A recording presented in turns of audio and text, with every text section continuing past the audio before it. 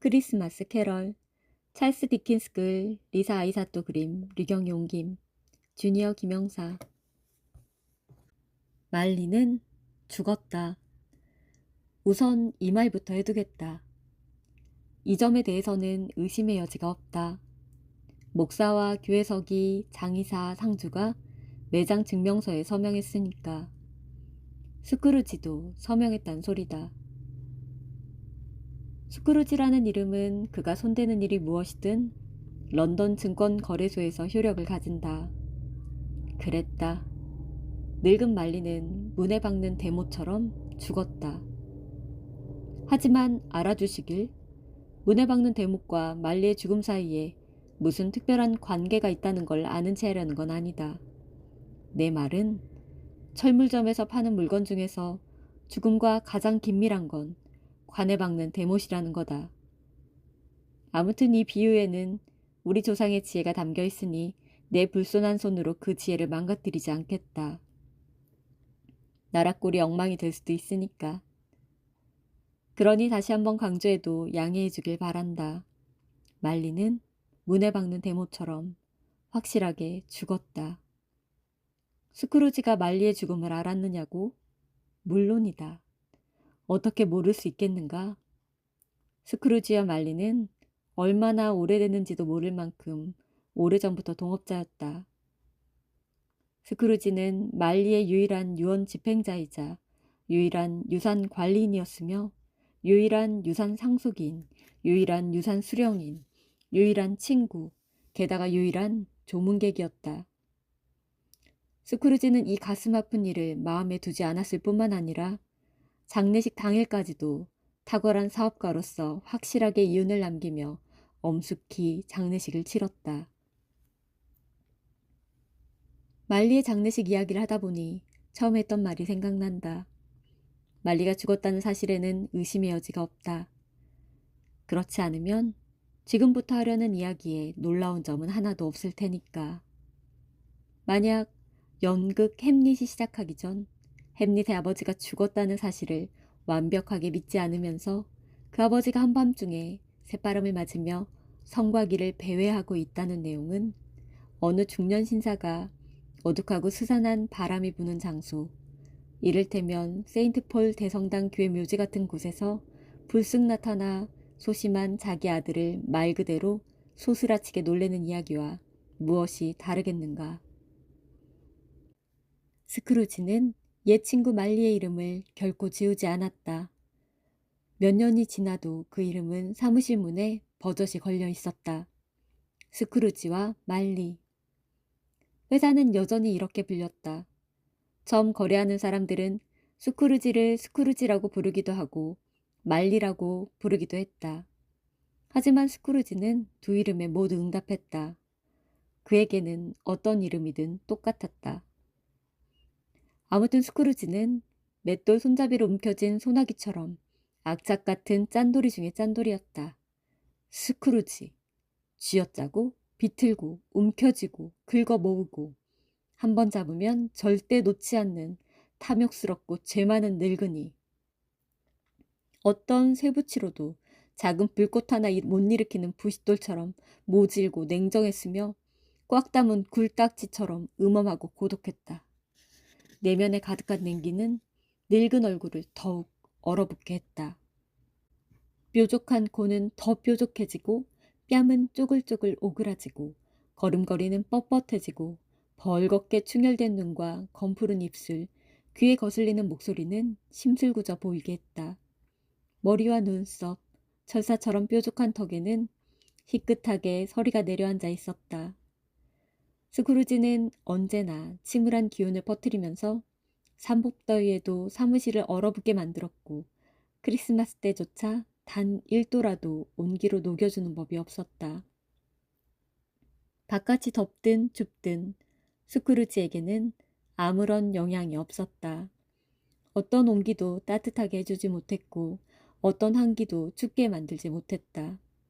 쌩쌩 부는 바람도 스크루지보다 매몰차지 않았고 펑펑 내리는 눈도 스크루지만큼 집요하지 않았으며 억수같이 내리는 비도 스크루지에 비하면 자비로웠다. 아무리 모진 날씨라도 스크루지를 당해낼 수 없었다. 폭우와 폭설, 우박, 진눈깨비는 오직 한 가지 면에서만 그보다 낫다고 말할 수 있었다. 스크루지와는 달리 종종 후하게 내린다는 것. 거리에서 반가운 얼굴로 친애하는 스크루지 씨, 안녕하십니까? 언제 한번 우리 집에 놀러 오세요. 라고 붙잡는 사람은 여태껏 아무도 없었다. 거지들은 한 푼만 달라고 구걸하지 않았고 아이들은 몇이냐고 물어보지 않았다. 남자든 여자든 결단코 스크루지에게 길을 묻지 않았다. 심지어 시각장애인 안내견조차 스크루지를 알아보는 것 같았다. 스크루지가 다가오는 모습이 보이면 제주인을 문간이나 안뜰로 데려가 그 자리를 피하고는 이렇게 말하듯 꼬리를 흔들어댔다.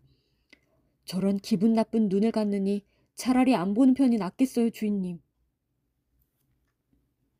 하지만 그런들 스크루지가 신경이나 쓸 사람인가.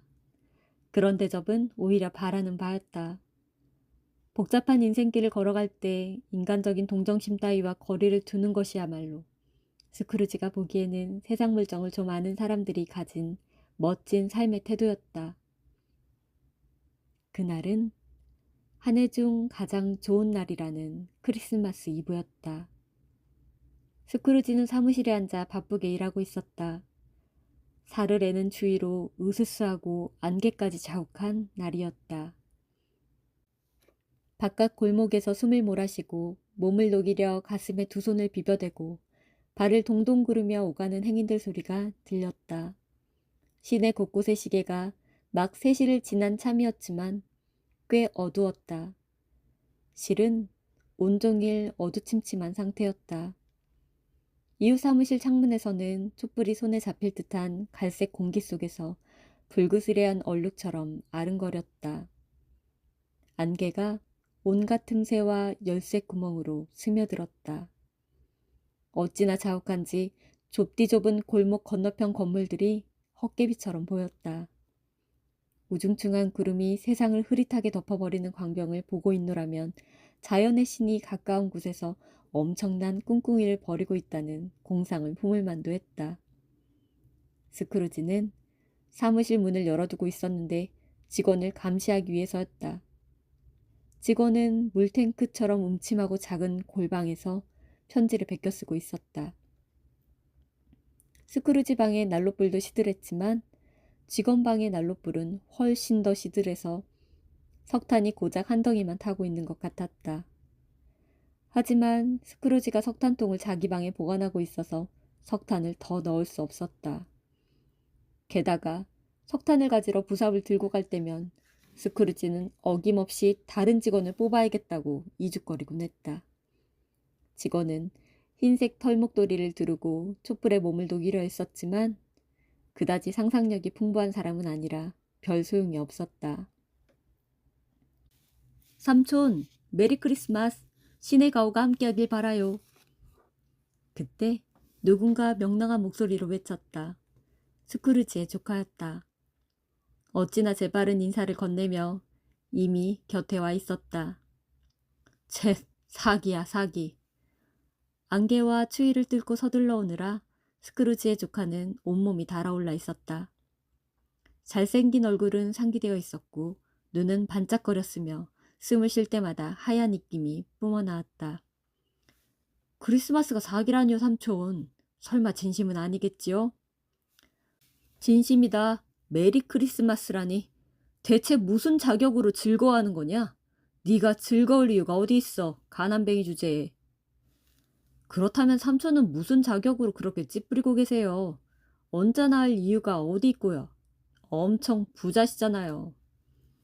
조카가 명랑하게 받아치자 더 나은 대답이 떠오르지 않은 스크루지는 쳇, 사기야 사기 라고 웅얼댔다. 화내지 마세요, 삼촌. 조카가 말했다. 화를 안 낼 수가 있겠냐? 바보들이 득실대는 이따위 세상에 살고 있는데 메리 크리스마스라니 집어치우라고 그래라. 크리스마스가 대체 무슨 의미냐?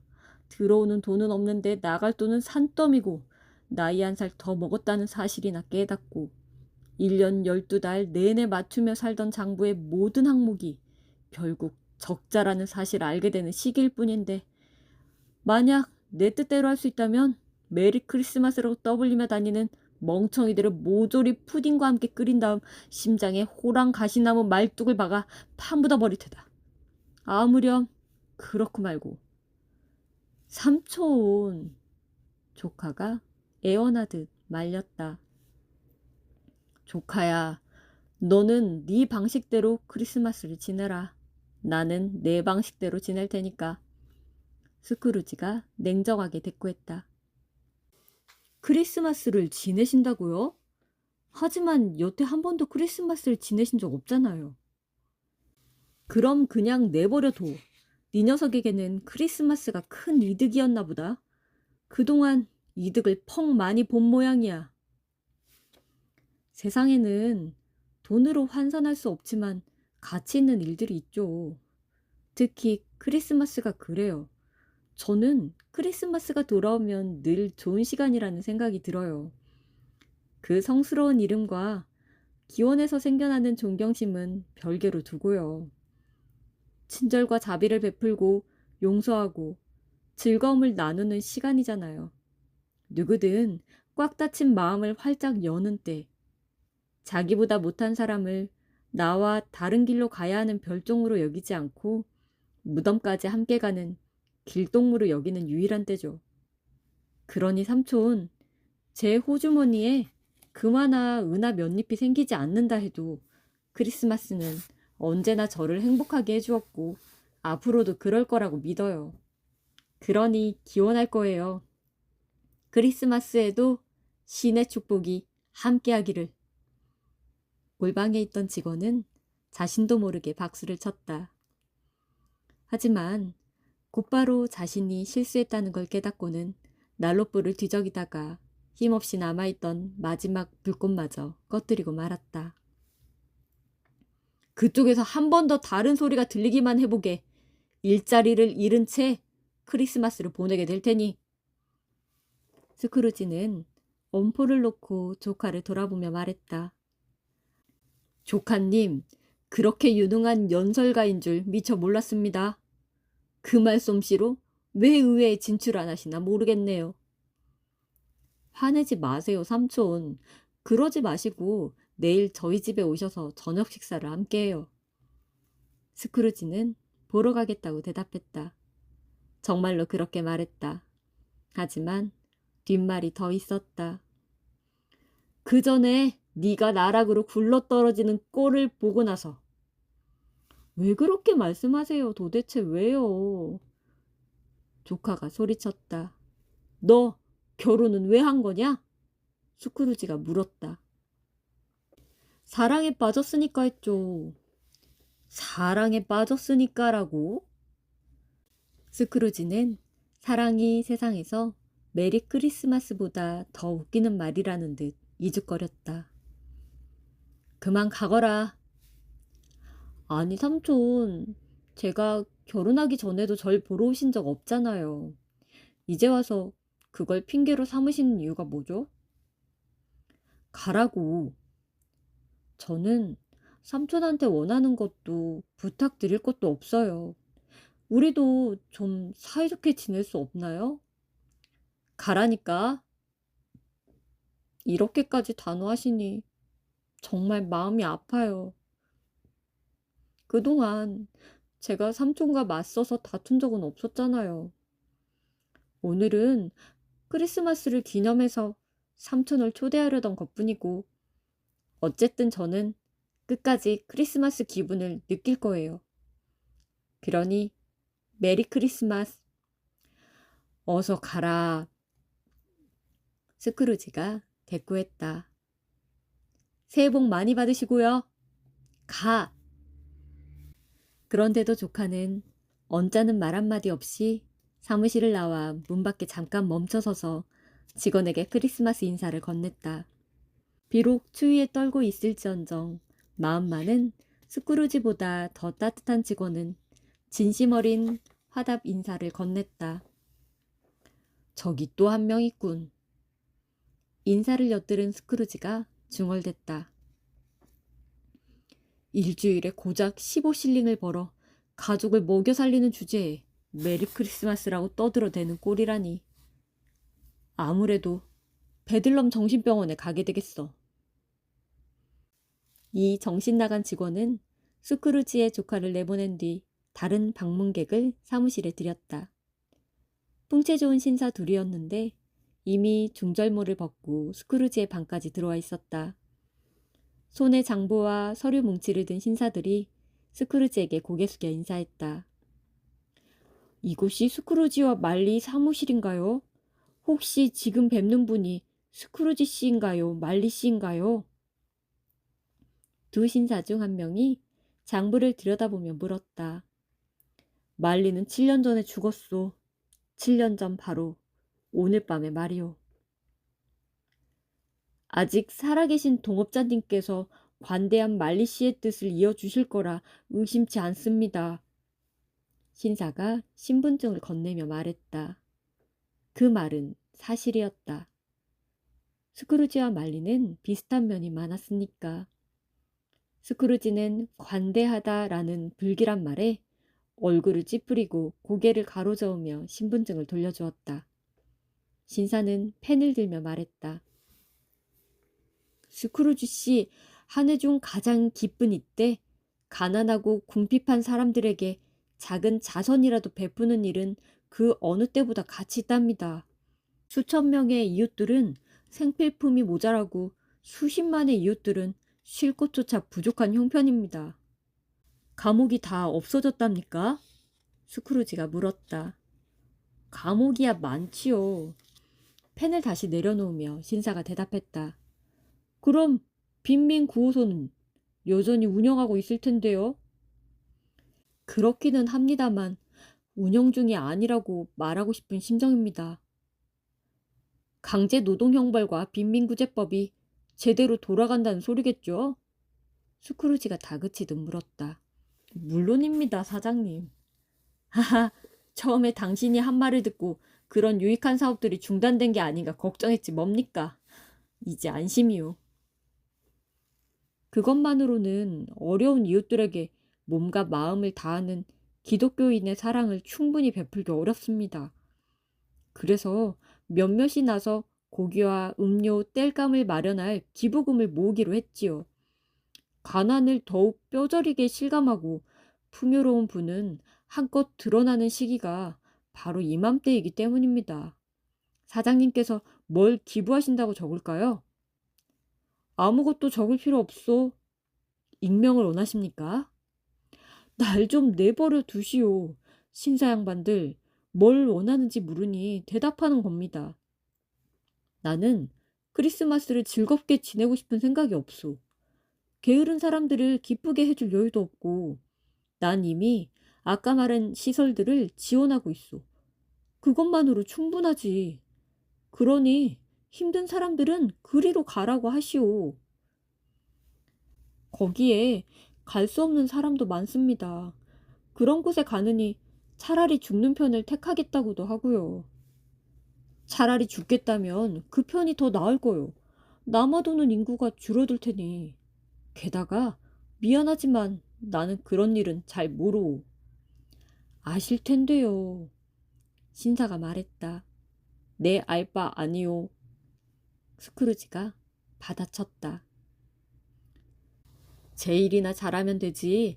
남의 일에 끼어들면 안 되는 법이라오. 난 내일만으로도 바쁩니다. 잘 가시오, 신사 양반들.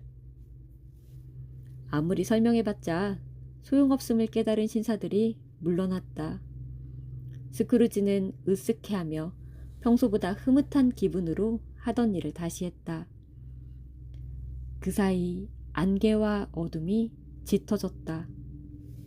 너울너울 타오르는 횃불을 든 사람들이 마차를 끄는 말 앞에서 길잡이를 하겠다며 뛰어다녔다.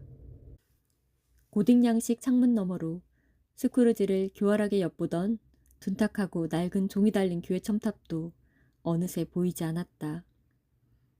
안개 구름에 잠긴 종은 가볍게 떨리는 진동을 여운처럼 남기며 매 시간 그리고 15분마다 울었다. 꼭 얼어붙은 머리에 달린 이빨들이 딱딱 부딪히는 것 같은 소리였다. 추위가 점점 심해졌다. 큰 길 모퉁이에서는 인부 몇 명이 가스관을 고치고 있었다. 그들이 피워놓은 핫토플 주위로 남루한 차림의 어른과 아이들이 하나둘 모여 두 손을 누기며 멍한 눈으로 불꽃을 바라보았다. 덩그러니 놓인 수화전에서 넘쳐흐른 물은 갑작스레 얼어붙었는지 볼썽사나운 모양새로 변해 있었다. 상점은 환하게 등불을 밝혔다. 그 열기에 갈라진 호랑 가시나무 가지와 열매가 바스락거리고 창문에 비친 불빛은 행인들의 창백한 얼굴을 불그레하게 물들였다. 날짐승 고기를 파는 푸줏간과 식료품 가게의 장사는 유쾌한 장난으로 바뀌어 흥정이나 거래 같은 따분한 원칙과는 거리가 먼 화려한 야외극처럼 보였다.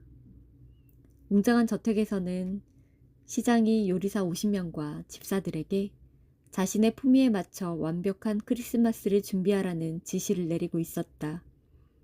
심지어 지난주 월요일에 만취하여 길거리에서 난동을 부리다가 5실링에 벌금을 냈던 양복장이조차 야윈 아내가 아기를 안고 소고기를 사러 나간 사이 초라한 다락방에서 내일 먹을 푸딩을 열심히 휘저었다. 안개는 점점 더 자욱해지고 추위도 극심해졌다. 살을 애는 한기가 뼛속까지 스미는 매서운 추위였다. 만약 자비로운 성 던스턴이 익숙하게 쓰던 무기 대신 날씨를 이용해 악마의 코를 살짝만 꼬집었더라도 완벽하게 목적을 이루고는 신나게 폭소를 퍼뜨렸을 것이다. 그때 어린 소년 하나가 스크루지 사무실 앞에 섰다. 굶주린 추위에게 자그마한 코를 개가 물어뜯은 뼈다귀처럼 뜯어먹힌 듯한 소년은 몸을 굽혀 열쇠구멍으로 사무실을 들여다보며 크리스마스 캐럴을 부르기 시작했다. 신의 가호가 함께하길, 즐거운 신사나리께, 낙담하는 일 없이 즐거운 일만 가득하길. 하지만 캐럴 첫 소절이 들리자마자 스크루지는 요란하게 막대자를 집어들었다.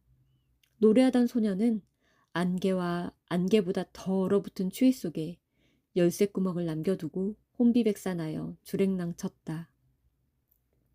마침내 사무실 문을 닫을 시간이 되었다. 심사가 뒤틀린 스크루지가 말없이 일어나는 것으로 퇴근 시간임을 알리자 골방 안에서 목이 빠지게 퇴근을 기다리던 직원도 서둘러 촛불을 끄고 모자를 썼다. 자네 내일은 온종일 쉬고 싶겠지? 스크루지가 말했다. 그래도 괜찮으시다면요, 사장님. 괜찮지 않지. 게다가 공평하지도 않고. 만약 내일 쉰다고 월급에서 반 크라운이라도 깎으면 자네는 틀림없이 억울하다고 생각하겠지. 직원은 애매한 미소를 지었다. 하지만 말일세, 일하지도 않은 자네에게 하루치 임금을 지불하는 나야말로 억울할 거라는 생각은 안 할 거야. 직원은 1년에 딱 하루뿐이지 않냐고 말했다. 매년 12월 25일마다 남의 주머니를 털어가려는 궁색한 변명이야. 아무튼 내일 하루를 꼬박 쉬게 둬야 한다는 건 틀림없군. 모레 아침에는 더 일찍 출근하게. 스크루지가 두툼한 외투 단추를 턱까지 채우며 말했다. 직원이 그리하겠다고 약속하자 스크루지는 투덜거리며 밖으로 나갔다. 직원은 눈 깜짝할 사이에 사무실 문을 닫고 자랑할 만한 큰 외투가 없었기에 그 대신 흰색 털목도리를 허리 아래까지 늘어뜨렸다. 그러고는 크리스마스 이브를 기념하며 줄지어 미끄럼을 타는 소년들의 맨 끝에부터 20번이나 코닐 언덕을 지쳐 내려온 뒤 베이스 아이들과 까막잡이를 하기 위해 캠튼타운으로 있는 힘껏 달려갔다. 스크루지는 평소에 다니던 칙칙한 선술집에서 칙칙한 저녁을 먹고 그곳에 놓인 신문을 모조리 읽었다.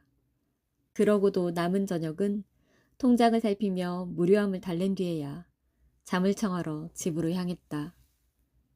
스크루지는 죽은 동업자 말리가 살았던 공동주택에 살았다. 음침한 방들이 붙어있는 건물은 공터에 아무렇게나 지어올린 모양으로 서 있었다. 워낙 건물이 있을 만한 장소가 아닌지라 이 건물이 어렸을 때 다른 건물들과 술래잡기를 하러 나왔다가 나가는 길을 잃고 주저앉아 버린 거라고 상상할 수밖에 없었다.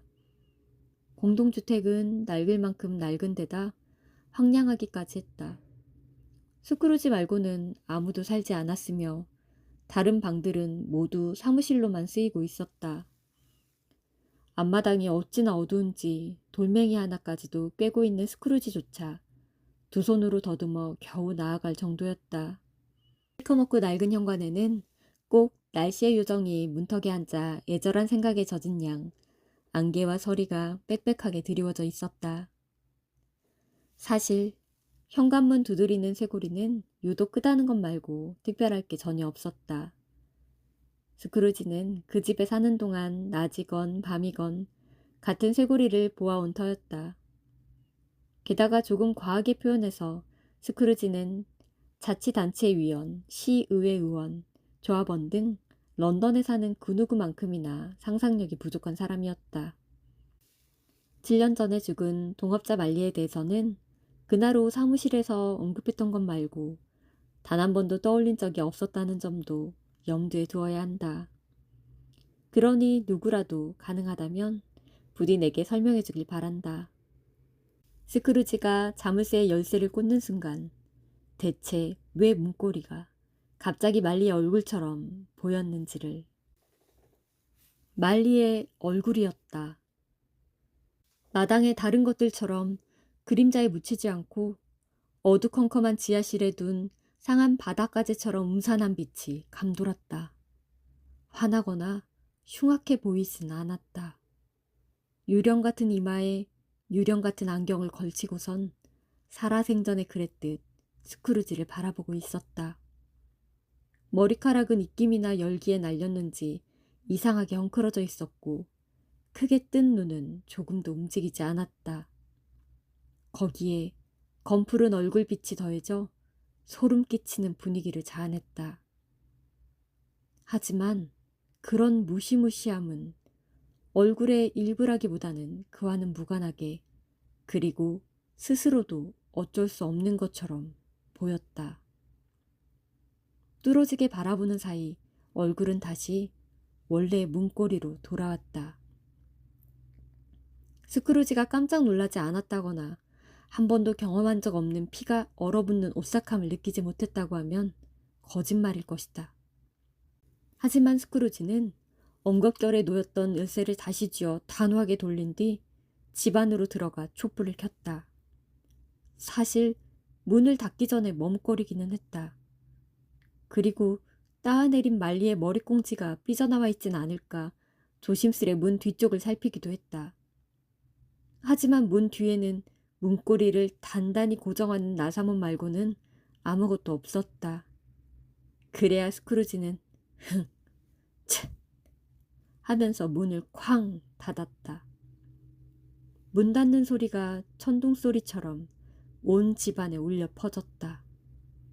위층의 모든 방과 포도주 상인이 빌려 쓰는 지하 저장실의 나무통 하나하나가 제각기 메아리쳐 소리를 보내는 듯 했다. 스크루지는 그런 메아리 따위에 겁먹을 사람이 아니었다. 스크루지는 문을 잠그고 홀을 가로질렀다. 그러고는 촛불 심지를 다듬으며 천천히 계단을 올라갔다.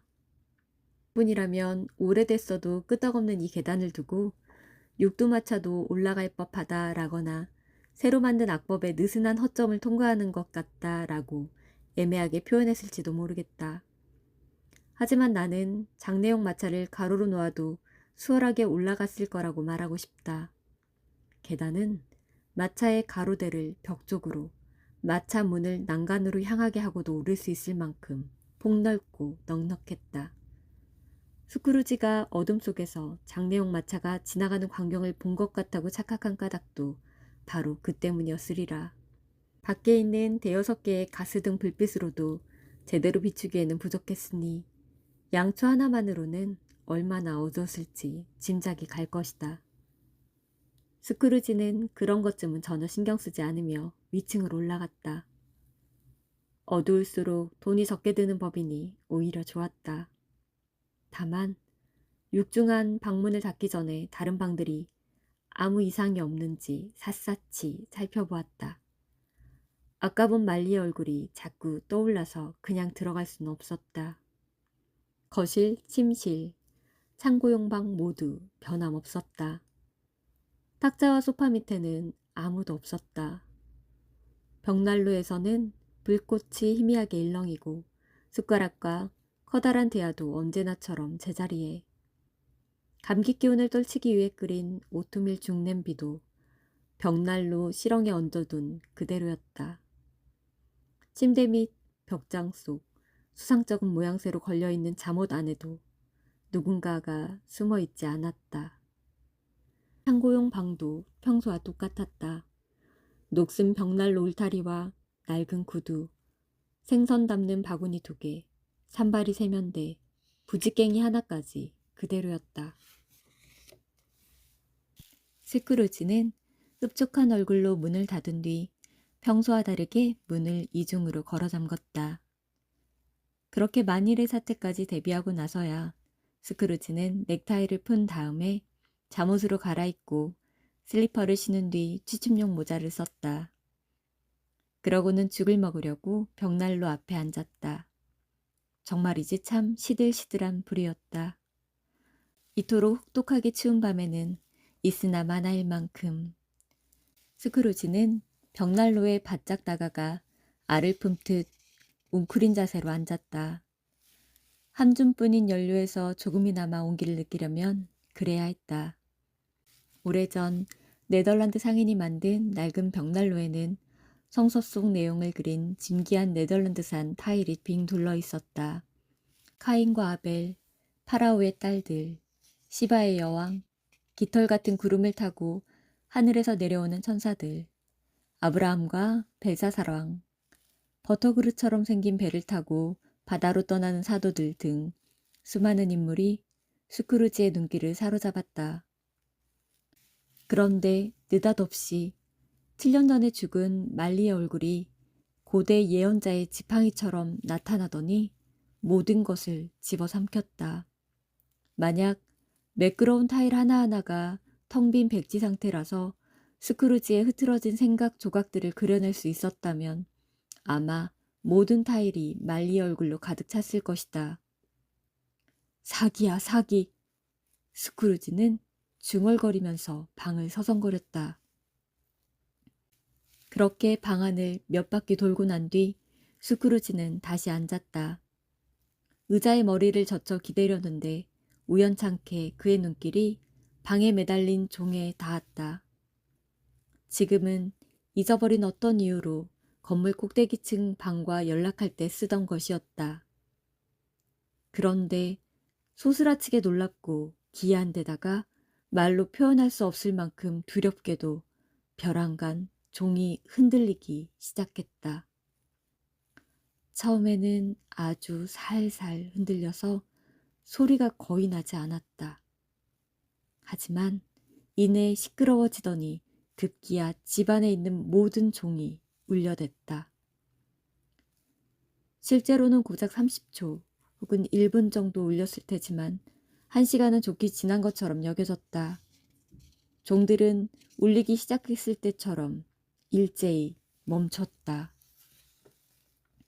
그러자 이번에는 저 아래 깊숙한 곳에서 철거덩거리는 소리가 들려왔다.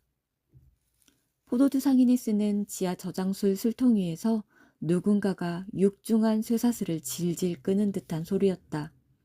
스크루지는 문득 유령이 나타나는 집에서는 유령들이 쇠사슬을 끌고 다닌다는 이야기가 떠올랐다. 지하 저장실 문이 쾅 열리더니 철커덩거리는 소리가 더 커졌다. 그 소리는 계단을 따라 올라왔고 곧장 스크루지의 방문 앞까지 다가왔다. 사기야, 사기. 내가 믿을 줄 알아? 하지만 스크루지의 얼굴빛은 소리의 실체가 조금의 망설임도 없이 육중한 문을 통과해 방을 가로질러 눈앞에 나타나자마자 돌변했다. 그것이 돌아오자 꺼져가던 벽난로의 불이 마치 나 저 사람 알아요. 말리의 유령이잖아요. 라고 말하듯 확 피어올랐다가 다시 수그러들었다. 바로 그 얼굴이었다. 따내린 꽁지머리에 평소에 입고 다니던 조끼와 꽉 끼는 바지, 부츠를 신은 모습까지 그대로인 말리였다. 부츠에 달린 술장식과 외투자락, 머리카락은 그의 머리 꽁지만큼이나 뻣뻣하게 곤두서 있었다. 말리가 끌고 다니는 쇠사슬은 마치 긴 꼬리처럼 몸에 휘감겨 있었는데 스크루지가 자세히 살펴본 결과 현금통과 열쇠꾸러미, 맹꽁이 자물쇠, 회계장부, 각종 증서, 새로 만든 무거운 지갑들이 주렁주렁 매달려 있었다. 말리의 몸은 투명했다. 스크루지는 조끼를 통과해 비치는 외투 뒤쪽 2개의 단추까지도 볼 수 있었다. 스크루지는 말리를 두고 인정머리라고는 없는 창자빠진 인간이라 하는 것을 종종 들었지만 지금까지는 결코 그 말을 믿지 않았다. 그렇다. 심지어 지금 이 순간에도 그 말을 믿지 않았다. 눈앞에 선 말리를 보고 있으면서도 그 환영을 속속들이 꿰뚫어 보고 또 보고 있으면서도 그랬다. 죽음처럼 차디찬 유령의 눈에서 오싹함을 느끼고 머리와 턱을 꽁꽁 감싼 생전에 본 적 없는 스카프의 주름마저 선명한데도 그랬다. 스크루지는 여전히 자신의 감각을 믿지 않으며 부정하려고 했다. 지금 뭐 하자는 거요? 나한테 원하는 게 도대체 뭐요? 스크루지는 늘 그렇듯 빈정거리는 말투로 차갑게 말했다. 많지. 말리의 목소리였다. 틀림없었다. 당신 누구요? 내가 누구였느냐고 묻게. 좋아, 당신은 누구였소? 까다롭게 구는군, 유령치고는. 스크루지는 누가 유령 아니랄까봐 라고 말하려다가 좀 더 적절한 표현으로 바꿔 말했다. 살아생전에 나는 자네의 동업자인 제이콥 말리였네. 그럼 자네 앉을 수 있겠나? 스크루지가 미심쩍은 눈길로 물었다. 앉을 수 있지. 그럼 앉게. 스크루지가 그렇게 질문한 이유는 투명한 유령이 스스로를 의자에 앉을 수 있는 상태라고 여기는지 궁금한 데다가 만약 앉을 수 없다면 당황하며 변명을 늘어놓을 거라는 생각에서였다. 그러나 유령은 꽤 익숙한 모양으로 벽난로 맞은편 자리에 앉았다. 자네는 내 존재를 믿지 않는군. 유령이 말했다. 안 믿네. 자네의 감각 말고 내 존재를 믿게 할 어떤 증거를 원하는가? 모르겠네. 자신의 감각을 왜 의심하지? 왜냐하면 감각이라는 건 사소한 것에도 영향을 받거든. 속이 조금만 더부룩해도 감각은 속아 넘어가지. 어쩌면 자네는 소화되지 않은 고기 한 조각, 겨자 한 방울, 치즈 부스러기, 설익은 감자 조각일 수 있네. 자네의 실체가 무엇이든 그렇다네. 자네에게선 무덤보다 그레이비 소스 냄새가 더 나니 말이야. 스크루지는 원래도 농담을 던지는 사람이 아니었지만 특히 지금은 장난치고 싶은 마음이 없었다.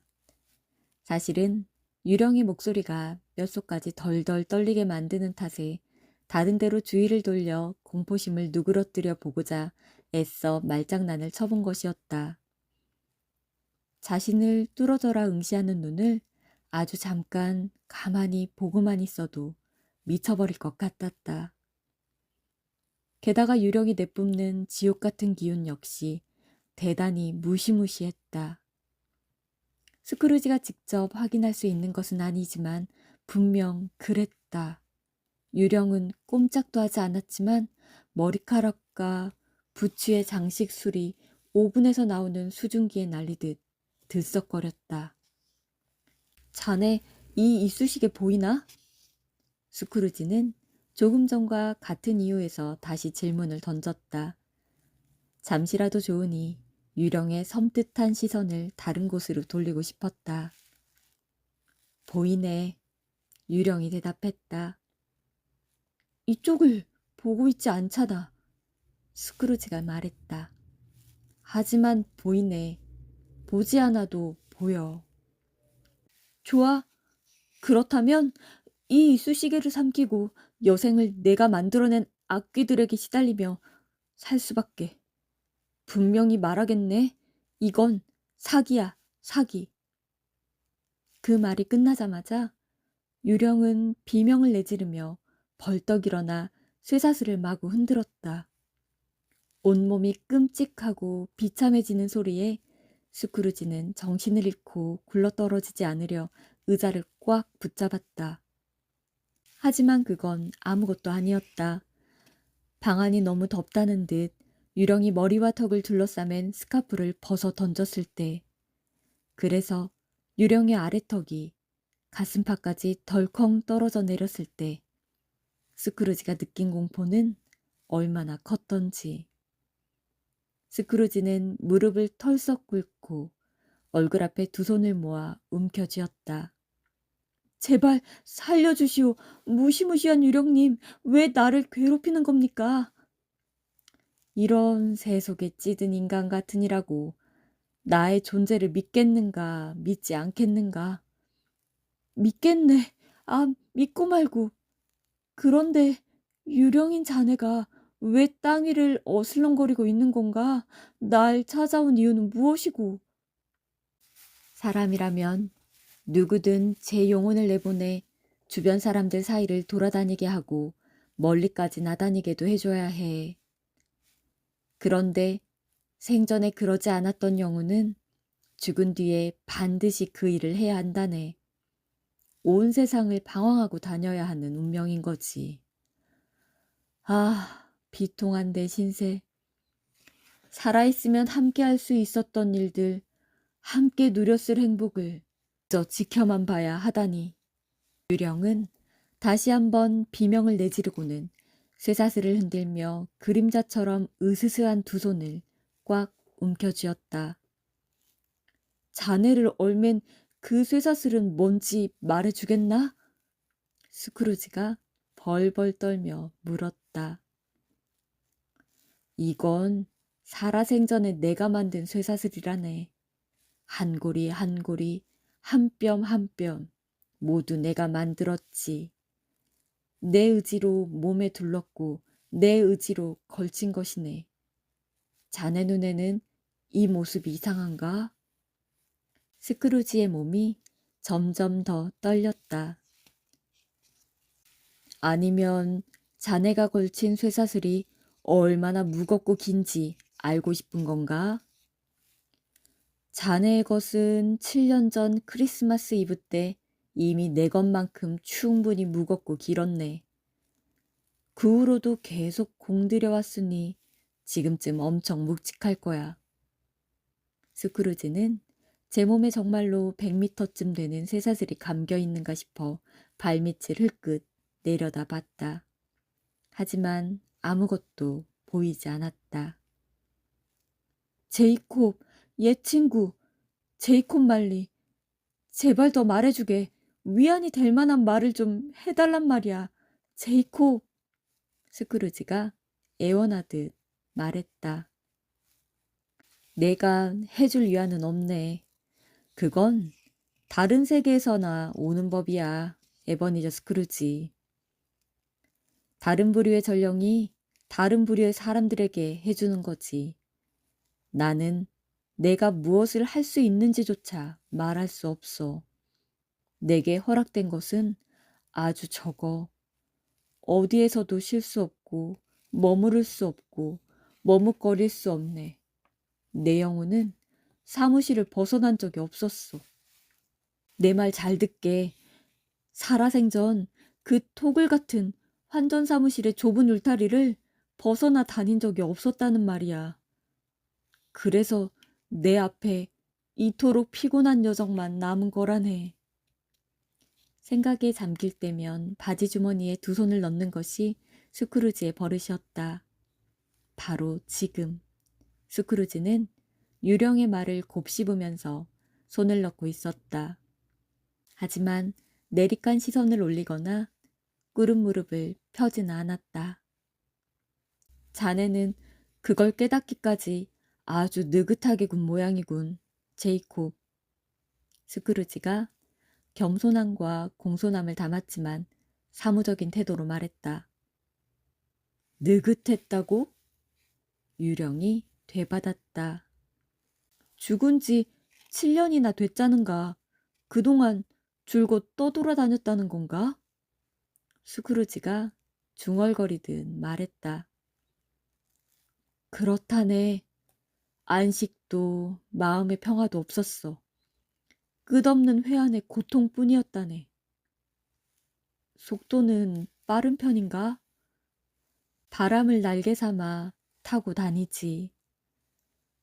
그러면 7년 동안 엄청 많은 곳을 다녔겠군.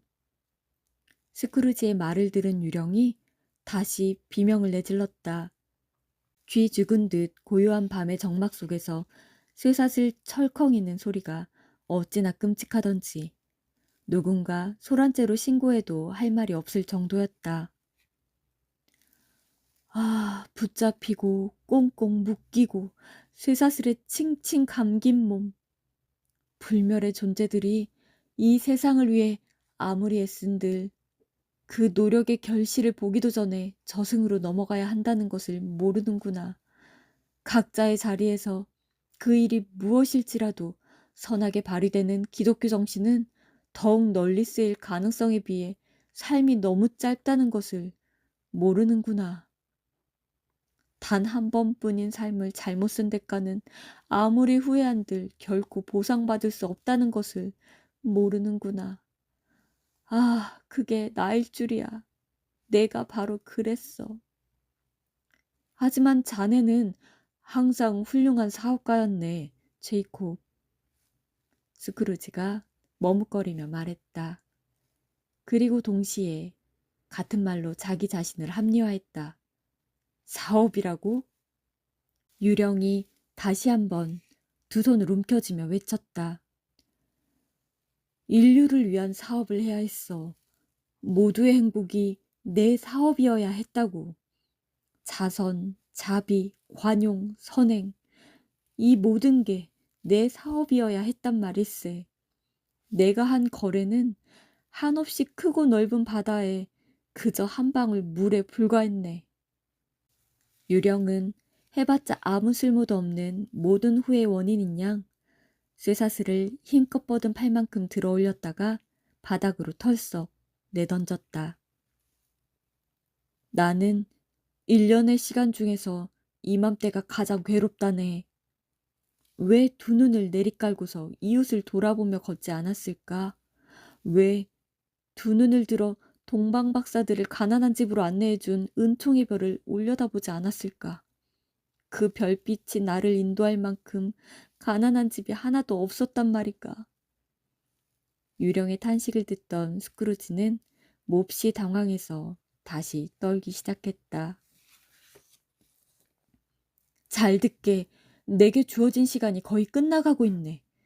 유령이 소리쳤다. 알겠네. 하지만 모진 말은 하지 말아주게. 듣기 좋은 말로 꾸미지도 말고. 제이콥, 부탁이네. 내가 어떻게 자네가 볼 수 있는 모습으로 나타났는지 이야기해 줄 수는 없네. 사실 그동안에도 나는 보이지 않은 채로 자네 옆에 앉아 있었지. 그다지 유쾌한 말은 아니었다. 스크루지는 벌벌 떨며 이마에 맺힌 땀방울을 닦았다. 그건 역시 속죄를 위한 가볍지 않은 벌이야. 오늘 밤 내가 여기 온 건 자네에게 일러주기 위해서라네. 자네에게는 아직 나와 같은 운명을 벗어날 기회와 희망이 있다는 말이야. 내가 어렵게 마련한 기회와 희망이네, 에버니저.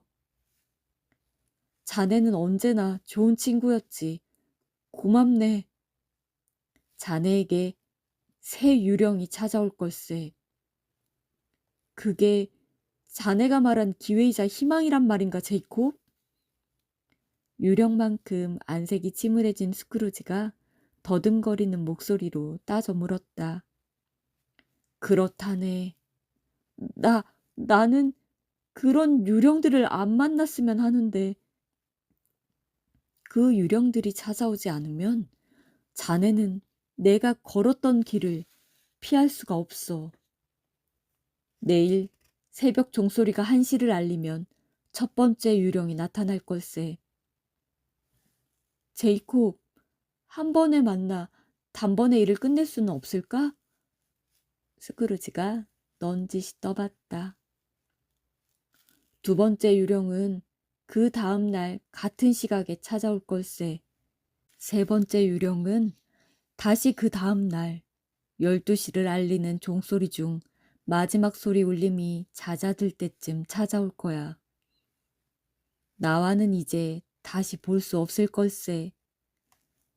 하지만 자네를 위해서 우리 둘 사이에 있었던 일을 반드시 기억해야 한다는 걸 명심해. 말을 마치자 유령은 탁자에 풀어놓았던 스카프를 다시 집어들고는 아까처럼 머리에 빙 둘러 동염했다. 이가 딱딱 부딪히는 소리를 듣고 나서야 스크루지는 유령이 스카프를 꽁꽁 묶어 턱을 다시 맞물리게 했음을 알았다. 스크루지가 용기를 내어 고개를 들었다. 발톱과 그 주변의 쇠사슬을 칭칭 감은 초자연적인 존재가 꼿꼿하게 선 자세로 스크루지를 마주하고 있었다. 말리의 유령이 뒷걸음치며 서서히 물러났다. 창문은 발걸음을 내디딜 때마다 조금씩 열리다가 유령이 창가에 다다르자 활짝 열렸다. 유령이 스크루지를 향해 가까이 오라고 손짓했다. 다가선 스크루지가 두 발짝 거리만큼 가까워지자 말리의 유령은 더 이상 가까이 오지 말라는 듯 손을 들어 올렸다. 스크루지는 멈춰 섰다. 유령의 말에 따르려고 했다기보다는 놀랍고 두려워서 나온 행동이었다. 유령이 손을 들어 올리자 허공에서 혼란스러운 소리가 들려왔다. 한탄과 후회, 표현할 수 없는 슬픔으로 자책하는 통곡이 마구 뒤엉켜 있었다. 유령은 잠시 귀를 기울이다가 그 애절한 곡소리에 동참했다. 그러고는 황량하고 컴컴한 밤하늘로 둥실 떠올라 날아가 버렸다. 스크루지는 호기심을 참지 못하고 창문으로 다가가 바깥을 내다보았다. 안절부절 황급히 서두르고 이것저것 떠돌아다니며 울부짖는 유령들이 가득했다. 하나같이 모두 말리의 유령처럼 쇠사슬을 몸에 두르고 있었다. 죄지은 관리일지도 모르는 몇몇은 서로 연결되어 있기까지 했다. 쇠사슬에서 자유로운 영혼은 하나도 없었다. 그 중에는 생전에 스크루지에 알고 지내던 자들도 꽤 있었다. 흰색 조끼 차림에 괴물같이 큰 강철 금고를 발목에 매단 늙은 유령과는 제법 친한 사이였다. 그는 아기를 안고 현관 계단에 서 있는 가엾은 여인을 도울 수 없는 제 처지를 슬퍼하며 애처롭게 울고 있었다.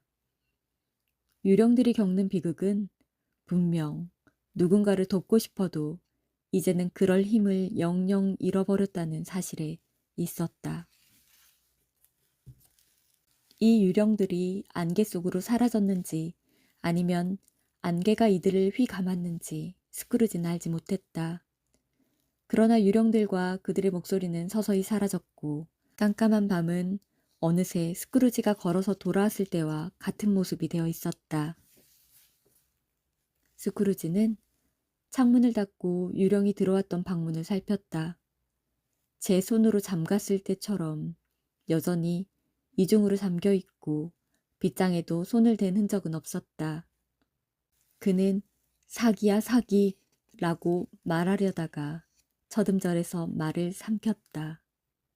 그러고는 오늘 겪은 감정 때문인지 피곤한 하루를 보냈기 때문인지 보이지 않는 영혼의 세계를 얼핏 봤기 때문인지 유령과 나눈 침울한 대화 때문인지 그도 아니면 잘 시간이 훌쩍 지났기 때문인지 아무튼 스크루지는 곧장 침대로 가서 슬리퍼도 벗지 못한 채 순식간에 골아 떨어졌다.